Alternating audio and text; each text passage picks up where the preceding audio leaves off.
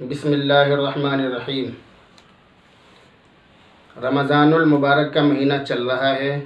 لوگ ٹھالی بیٹھے ہیں، ٹھالی بیٹھ کر اپنے دماغ کو چلا رہے ہیں اور اپنا دماغ کم چلاتے ہیں، زبان زیادہ چلاتے ہیں اور دوسرے لوگوں کو بھی پریشان کرتے ہیں، سیدھے سادے بھولے بھالے مسلمانوں کو پریشان کرتے ہیں۔ ایک چیز آج کل چرچاؤں میں یہ بھی بہت زیادہ چل رہی ہے، کچھ گمراہ قسم کے لوگ مسلمانوں میں یہ بات چلا رہے ہیں کہ افطار کی جو دعا ہے اللہم لک صمت وعلی رزقک افطرت، اس کا حدیث کے اندر کوئی ثبوت نہیں ہے، یہ من گھڑت دعا ہے، اس کو پڑھنا بدعت ہے، ایسا بہت سارے لوگ چلا رہے ہیں۔ ایسے لوگوں پر مجھے بہت زیادہ ہنسی آتی ہے کہ وہ خود تو پریشان ہوتے ہی ہیں، خود تو اللہ اور اس کے رسول کی نظر میں گمراہ قرار دیے جاتے ہیں، لیکن دوسرے مسلمانوں کو بھی پریشان کرتے ہیں۔ یاد رکھیے، حدیث کی مشہور کتاب سنن ابی داؤد کے اندر حضرت معاذ رضی اللہ تعالی عنہ سے مروی ہے، وہ فرماتے ہیں کہ اللہ کے نبی صلی اللہ علیہ وسلم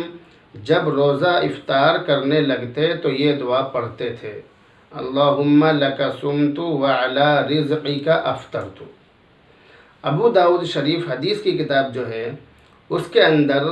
صاحب کتاب نے ایک باب باندھا ہے، باب ما یقول عند الافطار،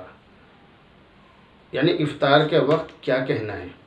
تو اسی کے ضمن میں اسی کے تحت اس حدیث کو لائے ہیں، اس دعا کو اسی کے اندر ذکر کیا ہے۔ اسی طرح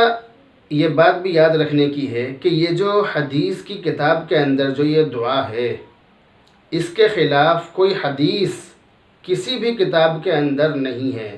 کہ اس دعا کو نہیں پڑھنا ہے، ایسی کوئی حدیث نہیں ہے، کسی بھی کتاب کے اندر ایسی کوئی حدیث لکھی ہوئی نہیں ہے کہ جس کے اندر یہ لکھا ہو کہ افطار کی یہ دعا ہمیں نہیں پڑھنی ہے، ایسا نہیں لکھا ہوا۔ اس لیے ہم بلا جھجک یہ کہہ سکتے ہیں کہ یہ حدیث، کہ یہ جو دعا ہے اور یہ حدیث یہ معتبر ہے اور یہ دعا پڑھنا مسنون بھی ہے۔ اس لیے آپ زیادہ الجھن میں مبتلا نہ ہوں، زیادہ پریشان نہ ہوں۔ افطار کا جو طریقہ ہے، جس طرح افطار کرنا چاہیے آپ اس طرح سے افطار کیجئے۔ آپ سب سے پہلے یہ دعا پڑھیے، اللہم لک صمت وعلی رزقک افطرت۔ اس دعا کو پڑھنے کے بعد آپ بسم اللہ الرحمن الرحیم پڑھیے، اس کے بعد کھجور یا پانی سے روزہ افطار کیجئے، اور افطار کرنے کے بعد جب آپ افطار سے فارغ ہو جائیں تو آپ یہ دعا پڑھیں، ذہب الظمأ وابتلت العروق وثبت الاجر انشاء اللہ تعالی۔ اس کا ترجمہ یہ ہے، ذہب الظمأ، پیاس چلی گئی، وابتلت العروق، رگیں تر ہو گئیں، وثبت الاجر انشاء اللہ تعالی،